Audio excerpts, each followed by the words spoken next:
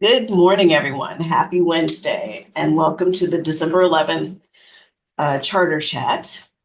Next slide, please. Before we get started, I just wanted to remind everyone that the information that we provide is for reference only, and we strongly encourage you to review the laws, the regulations, and consult with your own legal counsel before applying the information that we provide to your specific situations. Next slide.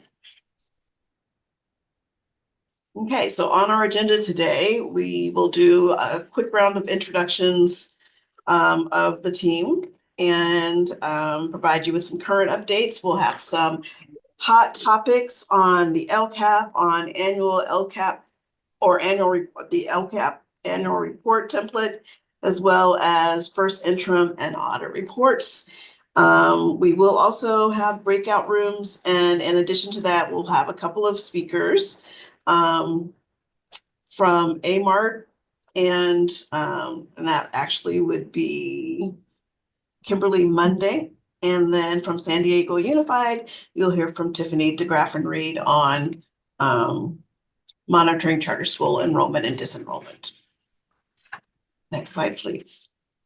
So as you know, CASI is a collaboration among CDE, CCAP, and the SCCOE, or Santa Clara County Office of Education. Just want to take a short moment to say that we are not SCOE.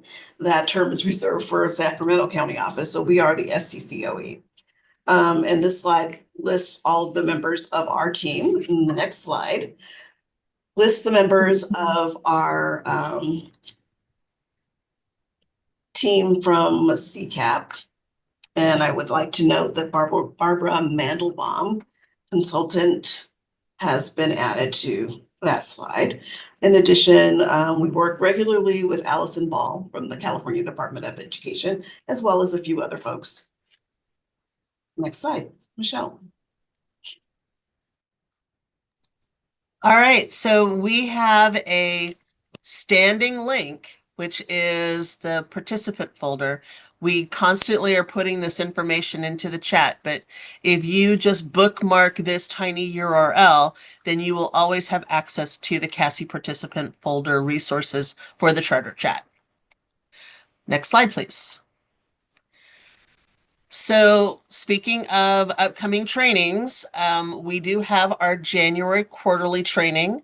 It'll be on oversight best practices, and that'll be on January 21st from 9 to 11 a.m. It is a virtual training, and you are more than welcome to click on the link and register for that training. Next slide, please. Dave. Yes, this one's mine. I have the easiest question of all. It basically was asking if there's any CASI resources or tools to help with a renewal petition. And the good news is our CASI resource page is full of those tools. So please take a look there. We just talked about the resource link, and I've got not only the easiest question, but the quickest. So back to you.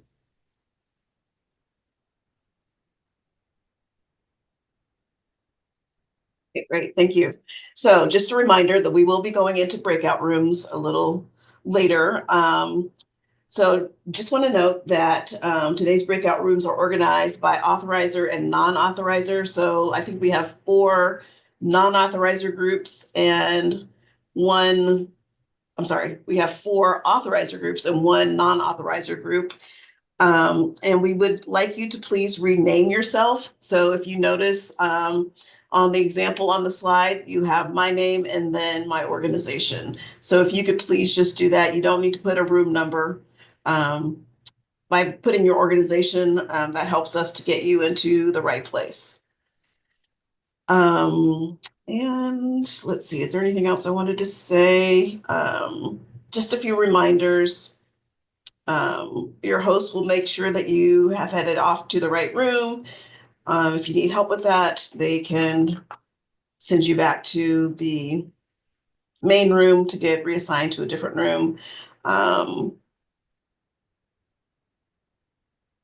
And the rooms are intended for networking and questions and getting clarity around what has been presented today or in a past charter chat.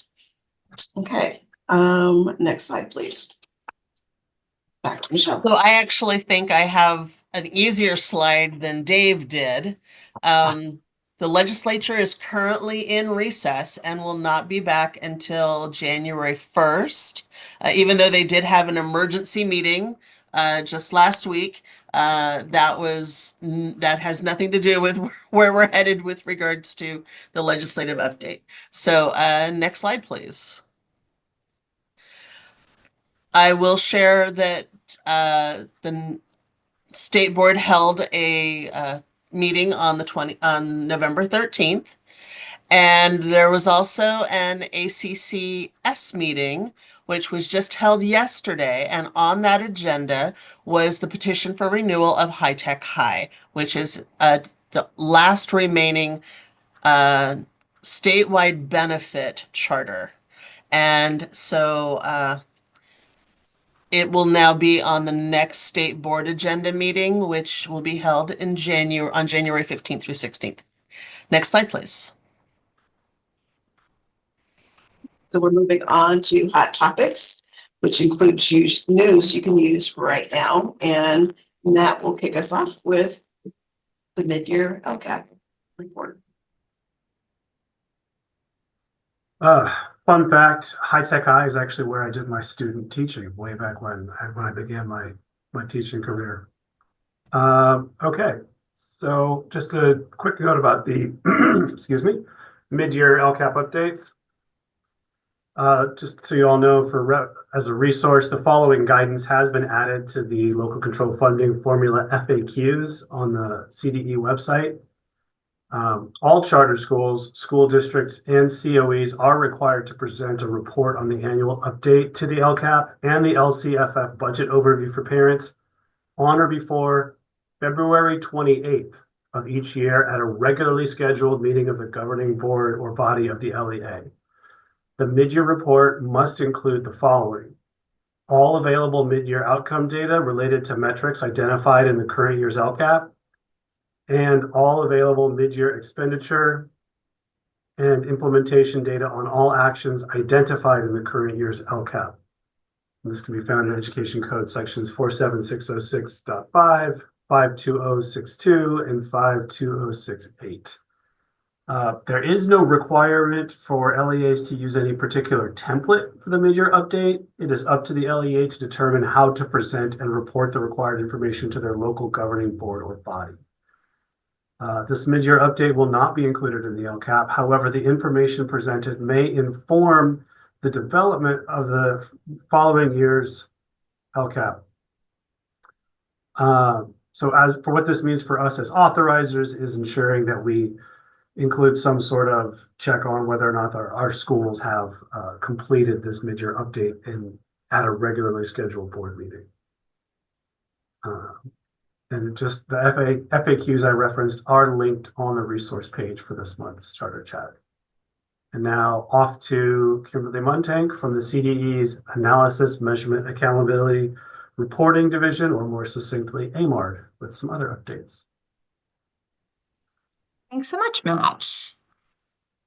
So today I'm here to present an update on the California School Dashboard that was published and released on November 21st, 2024. We were statutorily required to release it by December 1st of this year.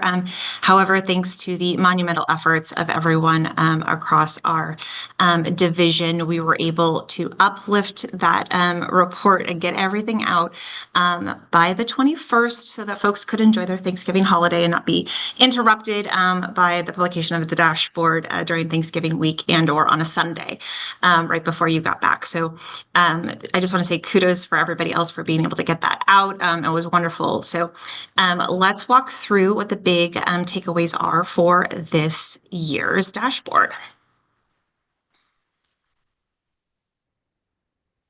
So the first one is, if you were not aware, you might be aware now and looking at the results that you had, but we added a new student group, long-term English learners, and that brought our student group count on the dashboard to 14. 13, far and away the most student groups available of any state accountability system in the country. And additionally, this year, long-term English learners were included in LCFF differentiated assistance eligibility determinations. So this is a student group that you will see pop up if you have students either in middle school or high school, and English learners could populate those groups due to the definition that the dashboard uses. Next. So what we did is in order to differentiate the dashboard definition, which is brand new to everyone using, was we've created a resource on the CDE's website for long-term English learners to differentiate between the definition in Education Code 313.1, which is how folks have been looking at assessment results and their CASP reporting. That is a different definition than the dashboard uses. So the dashboard uses the simple definition of 7 years or more as an English learner. And the 313 definition incorporates some additional performance standards in it. So it's really important for you to be able to differentiate between those two different definitions that are found in different places and to know exactly who these LTELs are on the dashboard. Moving forward, I'm happy to report that we'll be integrating that definition into CalPADS, so you will know who these kiddos are as well. So we're working with CalPADS and we'll get those definitions in hopefully by the end of this year and definitely for next year. So you will know exactly who the LTELs are on the dashboard. Next slide. We also introduced a new indicator on the dashboard, which is science. It was available for informational purposes only and is reported in a separate little section with a teal graphic. And it was based on the results of both the California Science Test, or CAST, as well as the California Alternate Assessment for Science, and shows up for any schools or districts that tested 5th, 8th, or high school students. Next slide. Now, this indicator did not receive any performance levels. So you see a teal bar, you don't see any performance levels, and we've made that really clear. However, in 2025, there will be performance levels, and the State Board will be taking action on that early next year. Next slide. The other big addition to the dashboard, which our office doesn't deal with much, but the local agency support and systems office does, and that is your LCAPs are now visible on the dashboard. So this is great for all LEAs, so charter schools included, have their LCAPs displayed as a button, and you can click it and the PDF will open up immediately. So if you are looking to see if charter schools are keeping up with their goals and making sure that they have helped upload their LCAP and seeing exactly what they've set for, you can be able to click this button and see their LCAP right away. You don't have to go back to their website or look for it anywhere else. So this is a great addition to the dashboard, and it's available for every district and charter school in the state. Yeah, as a state, we are seeing across all of our indicators for our colors, yellows, oranges, and 1 green. So the highlight of performance this year is that suspension rate made it to green overall for our state. For chronic absenteeism, we remain in yellow. However, it is a good yellow. It's the yellow where we are still significantly declining. We're just not back to pre-COVID levels to get a green there. So we're not below that 10% threshold of chronic absenteeism overall for the state. So we still have a ways to go there. College and career and graduation rate are yellow. And then our academic indicators for English language arts and math are orange, as well as English learner progress. Next slide. So really quickly, I'll walk through what the local control funding formula eligibility determinations were for charter schools this year and what they look like.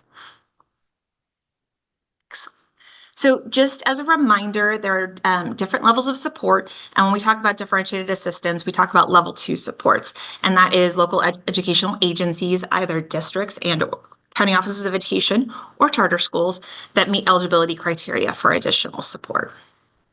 Next slide. So for charter schools to be eligible, they need to actually meet the differentiated criteria, differentiated assistance criteria in 2 or more years. So for districts and county offices of education, they meet it annual. It's an annual meet, and they qualify for 2 years. For charter schools, they need to meet the criteria in 2 consecutive years and or more. So if a charter school has met it for 3 years, it would move forward. So when we look at the differentiated assistance criteria list for charter schools, it is a higher burden than it is for our districts and county offices of education. Next slide. So this year in 2024, we had 173 charter schools meet the differentiated assistance eligibility criteria. In 2023, we had 203. So that is a net decline year over year. Next slide. And I apologize for the title on this one. We've missed it in a bunch of presentations, but it is for charter schools. So while it was a net decline, it was 94 schools are actually dropped out of differentiated assistance criteria. However, 67 jumped in. So it is not the same pool of schools that we were talking about there. Next slide. And so just to clarify who the key student groups that are in greatest need of support within our charter schools, those student groups were students with disabilities, socioeconomically disadvantaged, and English learners. Next slide. All right. So real quick, the resources that we've made available, obviously we have a bunch on our website. Next slide. First and foremost, we have the dashboard toolkit. You can find it by literally just Googling CDE dashboard toolkit. Bing will take you there too. It is our one-stop shop for all of our flyers, translated flyers, opportunities for you to learn about the dashboard. We have on-demand webinars, YouTube tutorials for every single indicator. They range from 30 to 40 minutes long. They have note-taking guides. You can learn all about the dashboard, I guess, about, a couple hours or so to be able to invest time in and learn from our amazing staff all of the nuances of every single indicator and become a dashboard expert yourself. So please feel free to utilize those resources as much as you need to. Next slide. And then if you do need or interested in who was identified for LCFF assistance status, I've linked in both the information memorandum that walks through the results of both districts, county offices, and charter schools. That goes out with the publication of the dashboard each November this year, as well as the spreadsheet and access. Some folks have trouble finding that. So with that, I will turn it back to Michelle. Awesome. So before you walk away, Kimberly, there was a question that was put into the chat. Do you know where we could find the participation rate on the dashboard for the academic indicators? It's available in our downloadable files. So your downloadable files have that available. Additionally, we have additional reports, and those are still being populated, and we anticipate that they will all be available by next Monday. And there's another question. So LTELs will be considered as an independent student group as it relates to tiering schools for renewal, correct? LTELs are on the dashboard, and dashboard student groups are evaluated within the charter school performance category evaluation. Therefore, LTELs will be included as a student group in those determinations. Great. All right. Thank you, Kimberly. No problem. So it's my pleasure now to introduce Tiffany DeGraffenried from San Diego Unified School District to talk about monitoring charter school enrollment and disenrollment. Thank you so much, Tiffany, for being here. Absolutely. Good morning. Thank you, Michelle. Thank you, everyone, for being here. Michelle asked me maybe 5 or 6 weeks ago, could you please share your disenrollment spreadsheet with us at the next CASI? I said, sure. Then last week she asked me for my slide and I sent her 10.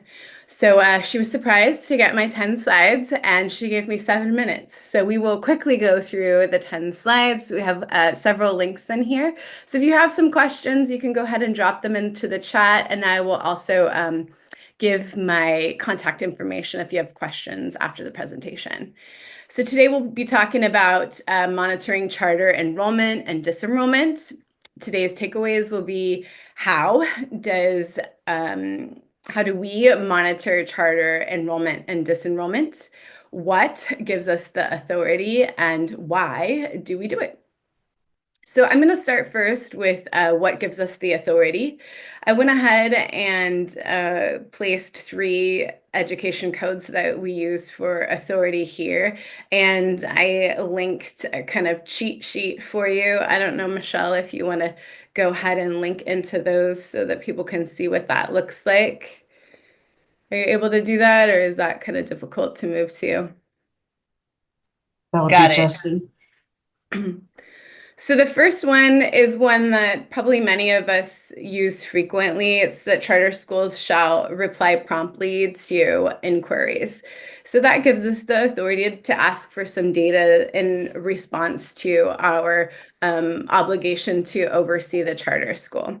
The third one, the next one is about disenrollment, that says that charter schools need to notify the district within 30 days after they disenroll students. So we'll talk a little bit later about that disenrollment piece. The third one is one that we don't bring up very often, but is important to mention, is that it mentions that chartering authorizers are not responsible for debts and liabilities for charter schools, but only if we're completing our oversight duties as required. So it's important that we are doing these oversight items. Next slide. So why? Why do we put ourselves through this? We already have mountains of data to review. Why would we collect more data? Well, there's a few assembly bills and state bills, 1505 and SB 75 that we need to look at. And also there is a charter complaint notice and forms that indicate we should be looking at this information. And it's what's good for kids and families, gives them equitable access to charter schools. Next slide.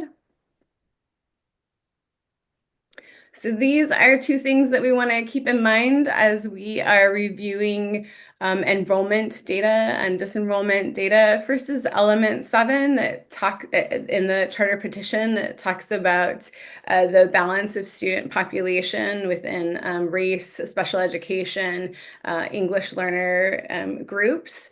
So we will discuss a little bit later how we look at those groups in charter schools compared to the authorizer, the district or the county that they're authorized in, and monitoring those over time to see any significant changes and whether or not that matches up to the population that the district is serving or the county is serving. And next is the Ed Code that states that charter schools should not be discouraging students from enrolling for any reason. They should not be asking for any kind of records prior to enrollment, and they should not be encouraging students that are currently attending to disenroll. So basically, they should not be counseling students out. So the chartering authority should be making sure that those things are not happening. Next slide. The charter complaint notice helps us to make sure some of those things don't happen. So I've linked the charter complaint notice and form here. That's directly from the CDE. The form should include the authorizer contact, not the CDE's contact. So that would need to be changed to whatever your contact information is. And basically, the form says that the charter school should not be discriminating for any reason for enrollment. And this information should be posted on the website, and parents should be able to complain to the authorizer if they feel that they've been discriminated in any way during the enrollment or disenrollment process. So this notice needs to be given to parents or guardians or the student when they inquire about enrollment, before conducting the lottery and before the disenrollment of a pupil. So it needs to be on the website, and then it also needs to be given to the families during those particular times. The next slide. So how do we monitor those things? Well, Reviewing the lottery process is a good place to start, enrolling lottery and enrollment process. So ensuring that there is no discrimination prior to enrollment. So they're not asking for any records prior to the lottery process. They don't have any information. They're not asking for any information that could be seen as discriminatory. Are they asking about special education information or previous discipline information? Those things could lead to them discriminating against enrolling the student. So at San Diego Unified, we review that lottery process and form annually to ensure that the schools are not requesting any information in advance of the enrollment of students. And annually, we also review websites to ensure that that charter complaint notice is posted and that they have evidence that they are providing that notice to parents when students inquire about, or when families inquire about enrollment during the lottery process and also during disenrollment. We also review trends over time with enrollment through DataQuest. I linked DataQuest here because I have spoken to some new authorizers that aren't familiar with DataQuest, and it is a wealth of information, lots of statistics and data throughout the years.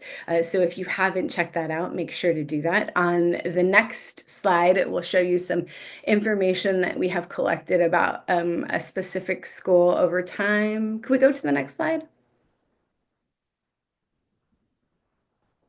Here we go. So this is monitoring subgroups year over year. So this information is from DataQuest. So we would create this table and then add to it every year. And we use this as a comparative to the district.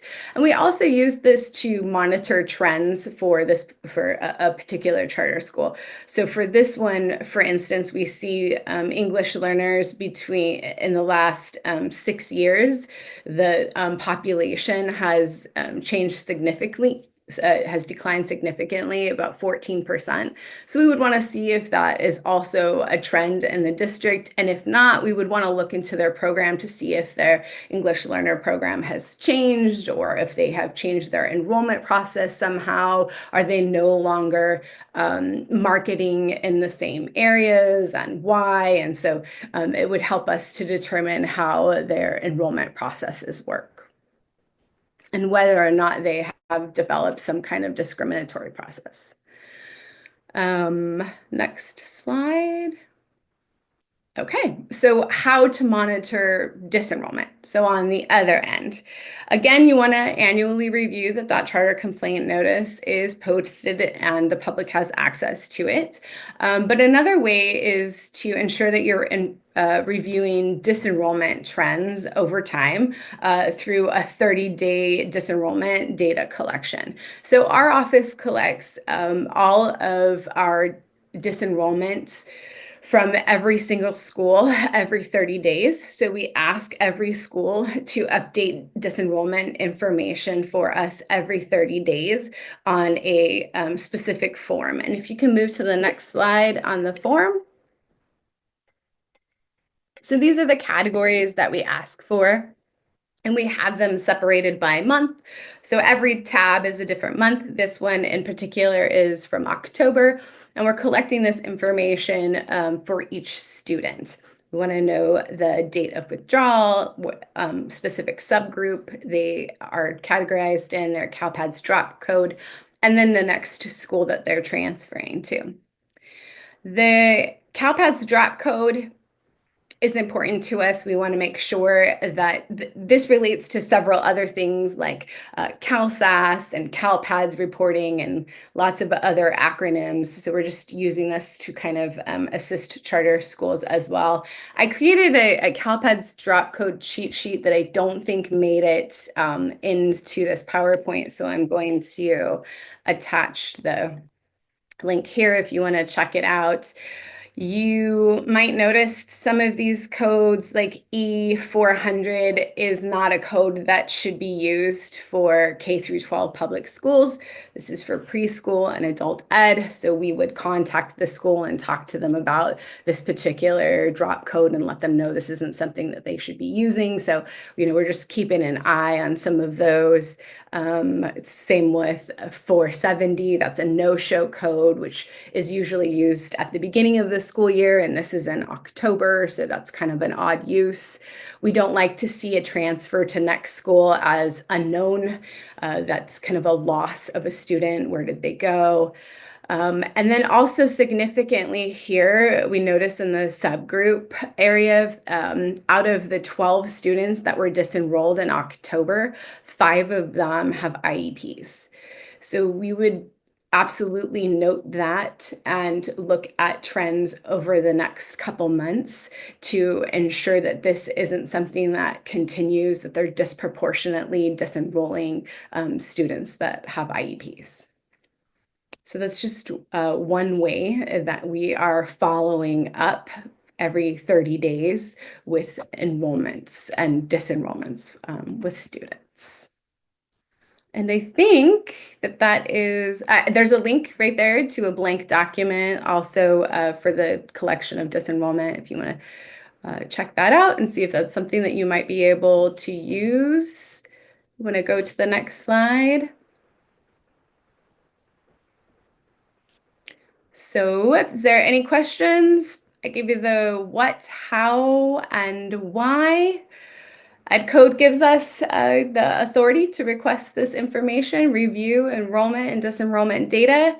We talked a little bit about how, making sure that we're reviewing either during site visits or throughout the year, the lottery process, enrollment process, data quest reports, charter complaint notices, the 30-day enrollment data.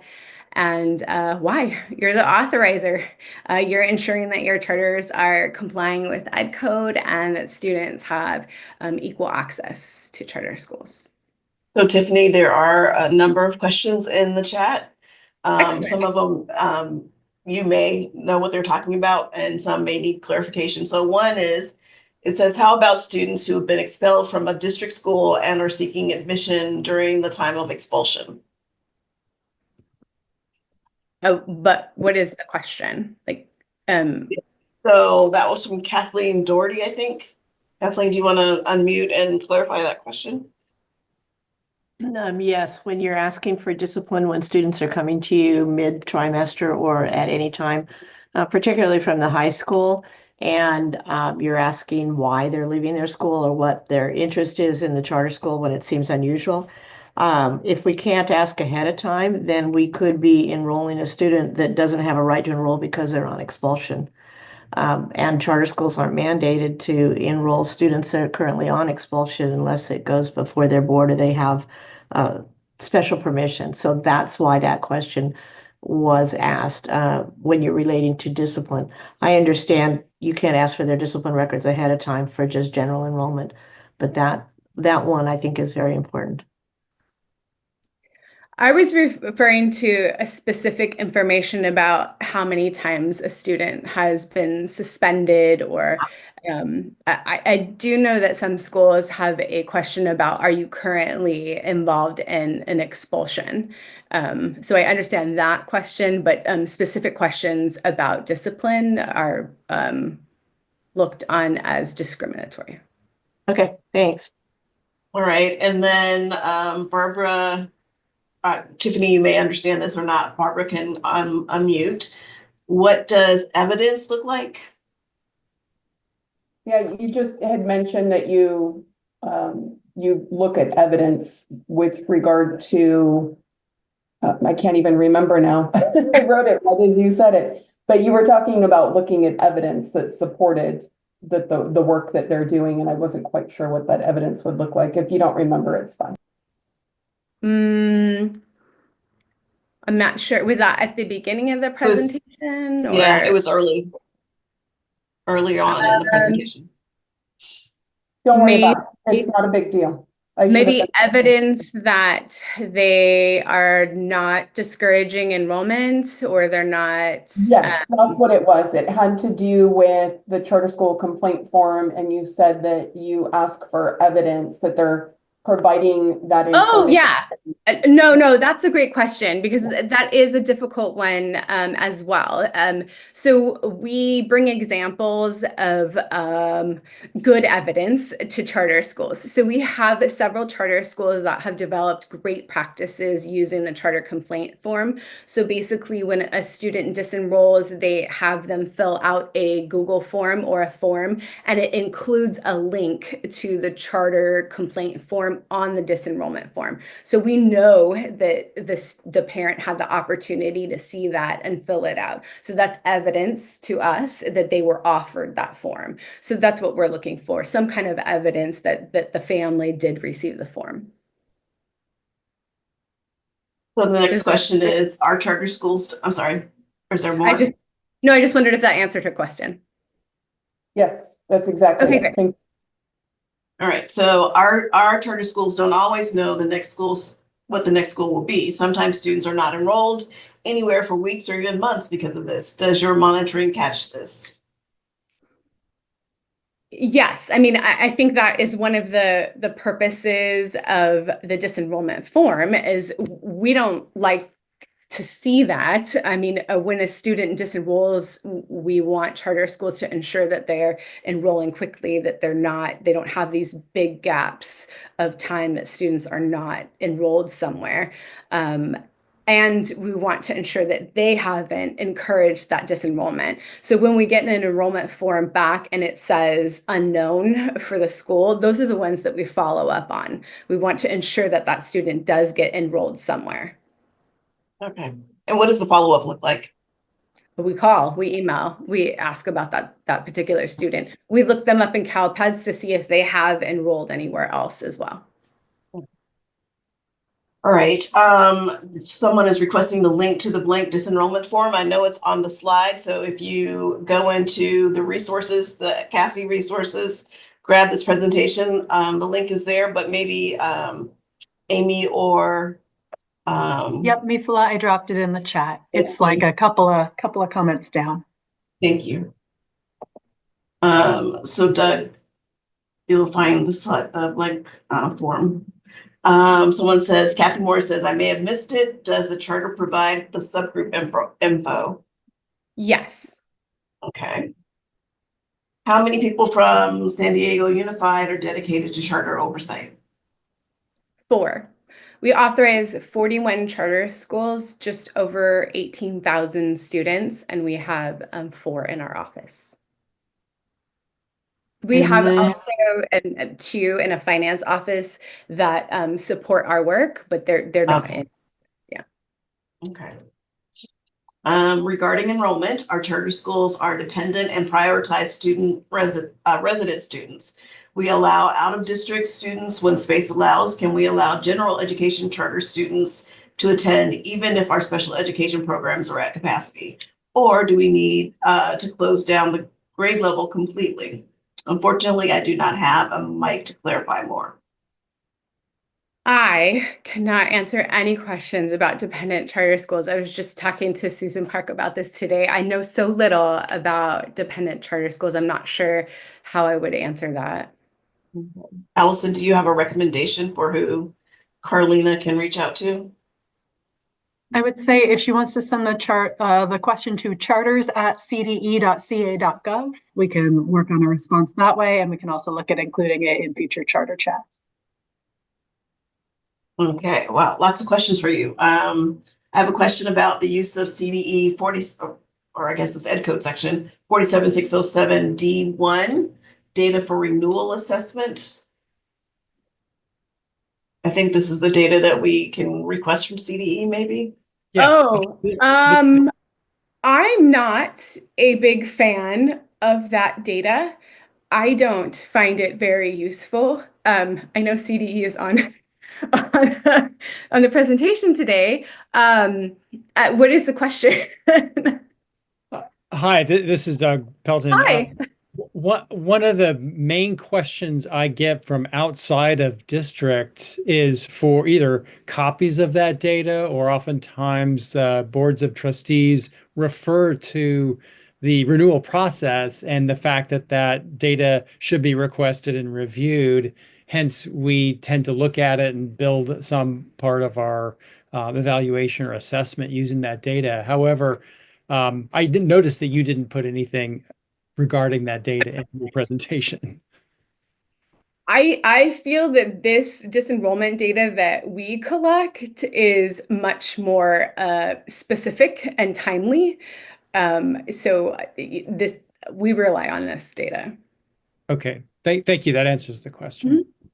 All right, I think there are 2 remaining questions. I might have missed it, but what does the monthly disenrollment form collection process look like?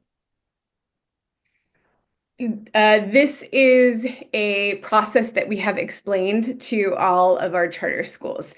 So in July, we remind all of them that they need to be letting us know any students that they disenroll from the first day of school 30 days later. So every month, at the end of the month, every charter school sends this form into us with all of the students that have been disenrolled during that monthly time. So Okay. we just keep a spreadsheet, we keep a separate spreadsheet of everyone that has turned it in. And if someone forgets, we just ping them via email, don't forget your spreadsheet, and they turn that into us. And And then then the last question, I'm sorry. that's fine. And then we're continually reviewing it to, follow up on those CalPADS codes, those unknown enrollments. If we see any trends in the disproportionately disenrolled, then we follow up with schools at site visits to discuss those trends that we're seeing.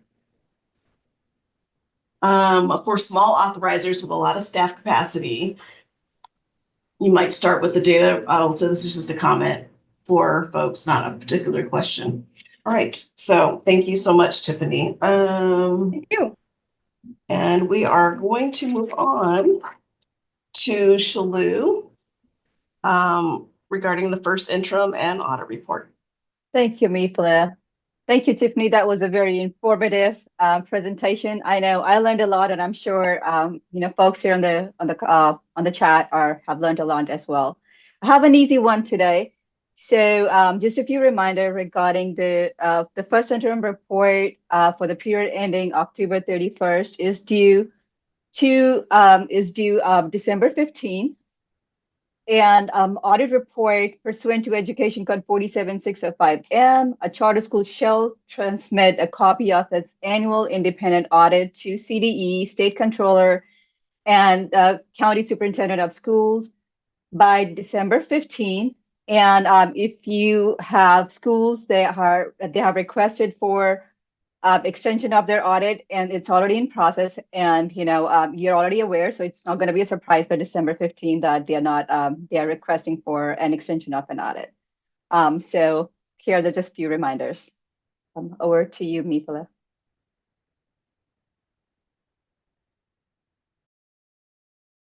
We are going to be moving into breakout rooms. Rooms 1 through 4 will be for authorizers, and room 5 will be for non-authorizers. Facilitators, please make sure you check to be sure everyone's in the right place, and you can do this during introductions. I want to remind the following facilitators to grab the note taker. It's already in the chat before we move into the breakout room. So Michelle and Shalou, Mifla, Cynthia, Danielle, and Megan. So all of us need to grab the note taker. Dave, Sandy, and Tierney, Tom, Craig, and Soledad, and Matt and Allison. Okay. So again, the breakout rooms are for you to ask questions, clarify things, get information, just network with other charter authorizers. And I think we are ready. Amy? Opening now. Thank you.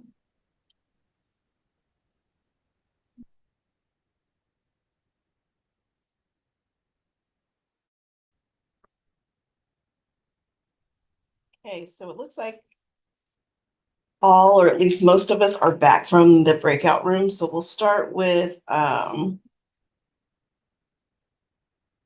and Michelle. What did you guys talk about? So we talked about if a charter school needs to hire a principal and do they have to have a credential? So we had some questions on credentials, we had questions on data, and we were lucky enough to have Tiffany in our group. So Tiffany was put on the spot a couple more times. So. And just a reminder, now we only have about 4 minutes left. In our room, everyone make sure they're muted, please. In our room, room 2, we had a pretty lengthy discussion about tools and advice or checklists for closure and maintaining records of students and staff. And LACO is renewing their checklist and we'll be providing it to a couple of the folks in our group, and it would be great if they could provide it to Cassie as well. No, I mean, yeah, it would be nice if you could do that. And then another question that came up that we didn't really get to discuss is if a middle tier or a high tier school comes to the board and there is a split vote for some reason, where does that leave the school? Are they denied or what? What's the next step? So I think that's something that we can maybe come back to at our next Cassie meeting. Room 3, Dave, Sandy, Tierney. Okay, we had 3 lines of conversation. One was about an example of a school, a relatively newer charter that wasn't seeming to be responding and being responsive to communication and requests for information. The conversations that Tiffany helped us with. So we talked about about how to make sure the relationship is started there, and if those efforts had already been made to take next steps. In this case, there was an example where a founder was the board president, and there may be a need to go to the full board as well as the CEO to keep, but the need to, in fact, be clear that the communication steps need to be in place and responsiveness has to happen, and to respectfully but appropriately just ratchet up the conversation so that results actually occur as the way we need to. The second one was a conversation about a request for a late audit, what to do, how to do it, and the point there was to also to be sure that if you have a request for a late audit, you have a clarity about, is it a problem of getting auditors to be available and do the job versus is there a significant problem? And if there isn't, at the school in terms of getting the audit, which raises red flags much more so than just a process piece that an auditor can't get something done. And the third one was just a commentary by one of our participants.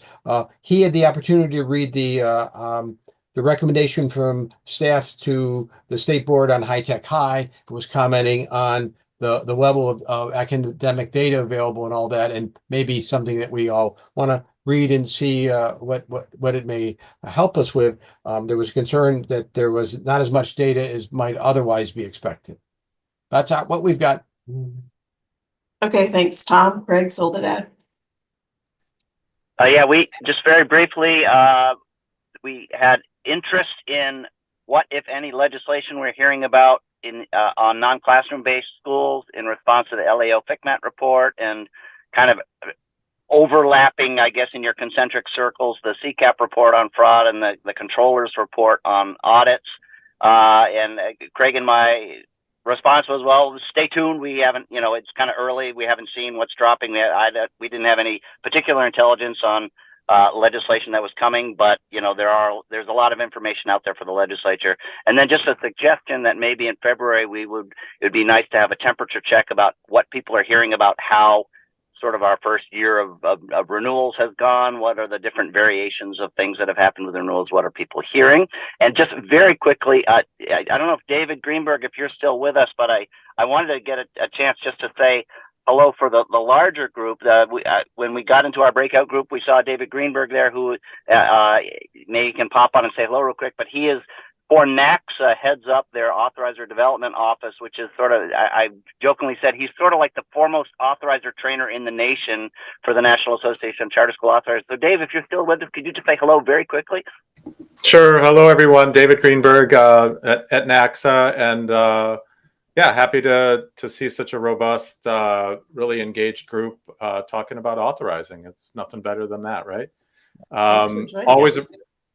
Always a resource. I'll throw my email in the chat and our website, and please join us for any of the upcoming things we have going on to support authorizers. Some of the topics I've just heard briefly you all talk about are things that we dig into, and authorizers around the country are trying to get better at. So thank you all for your work, and thanks, Tom. Thanks, David. Okay, and we have report outs from one last group, Matt or Allison. Yeah, we just had a real brief conversation around, so there's a reminder that as we're doing petitions again for the first time, some of the submission process for those renewals has changed, so just pay attention, make sure you're getting it right. Then we also had an interesting conversation around using different tools to create efficiencies in the renewal process. Talked about different AI tools that might be able to, compare previous petitions to new petitions and kind of give you a sense of how much has changed, and just discussion on, having schools really use that matrix and provide the page numbers for where they believe that they are meeting the letter of the law. Just any way to make the petition and renewal process go more smoothly. Thank you, Matt. Thanks everybody for participating in that. I know we're over time, but just a few last things. Michelle has dropped into the chat a link for feedback for this meeting. Please, please, please fill that out. And I'm sure she is tracking who's filling it out now. Next slide. We only have 4. Well, at least we have 4, but please, folks, fill that out before you leave. Upcoming CASI events, we have our next monthly charter chat on January 29th at the usual time, 10 o'clock. The CASI quarterly training topic for January will be charter school oversight best practices. That'll be on January 21st from 9 to 11, and the link is available on this slide, and if anyone can drop that into the chat, that would be great. The other thing that we are always available to do, next slide, is to do the one-on-ones in a topic of your choice, at a topic you can decide upon. Just let us know. You can reach out to cassie@cde.ca.gov to request that training. And finally, last slide, you can contact us at cassie@cde.ca.gov.